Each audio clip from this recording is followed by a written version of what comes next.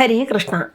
ബാലിയും സുഗ്രീവനുമായിട്ടുള്ള യുദ്ധഭാഗം രണ്ടാം ഭാഗമാണ് ഞാനിവിടെ പറയുന്നത്.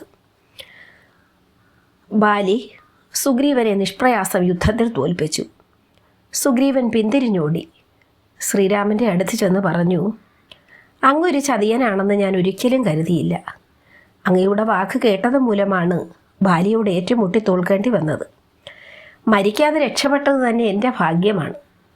സുഗ്രീവൻ ഇങ്ങനെ പരിഭവം പ്രകടിപ്പിച്ചപ്പോൾ ശ്രീരാമൻ പറഞ്ഞു, സുഗ്രീവ, നിങ്ങൾ രണ്ടുപേരെയും കണ്ടാൽ തിരിച്ചറിയില്ല.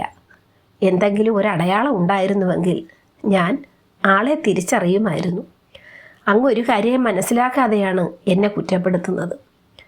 ഭവാൻ എന്തെങ്കിലും ഒരു അടയാളം ധരിച്ചുകൊണ്ട് യുദ്ധത്തിന് തയ്യാറായിക്കൊള്ളുക. ബാലിയെ വധിക്കുന്ന കാര്യം ഞാൻ ഏറ്റു.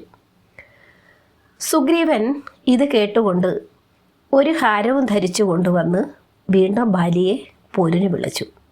അത് കണ്ട് ബാലിയുടെ ഭാര്യ താര ബാലിയോട് ഇങ്ങനെ പറഞ്ഞു, പ്രഭു, സുഗ്രീവനെ സഹായിക്കാൻ ആരോ ഉണ്ടെന്ന് തോന്നുന്നു.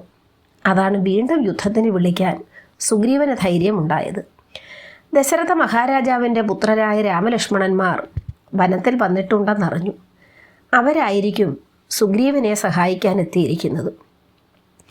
താരയുടെ വാക്ക് കേട്ട് ബാലി പറഞ്ഞു, താരേ, ശ്രീരാമൻ നീതിമാനായ രാജാവാണ്. ബലവാനായി എന്നെ വിട്ട് ദുർബലനായ സുഗ്രീവനോട് അദ്ദേഹം ഒരിക്കലും ചേരുകയില്ല. അഥവാ സുഗ്രീവനെ സഹായിക്കാനാണ് വരുന്നതെങ്കിൽ അത് തന്നെ നടക്കട്ടെ. അത് കരുതി ഒളിച്ചോടാൻ മാത്രം ഭീരുവല്ല ഞാൻ എന്ന് പറഞ്ഞുകൊണ്ട് ബാലി സുഗ്രീവനുമായി യുദ്ധം തുടങ്ങി. ഘോരമായ ആ യുദ്ധത്തിൽ സുഗ്രീവൻ തോൽക്കുമെന്നായി. സുഗ്രീവൻ അടയാളം ധരിച്ച് ഇരുന്നതിനാൽ ശ്രീരാമന് ബാലിയെ തിരിച്ചറിയാൻ വളരെ എളുപ്പം സാധിച്ചു. ഹരേ കൃഷ്ണ. ഇതിൻ്റെ ബാക്കിൽ അടുത്ത ഭാഗത്ത്.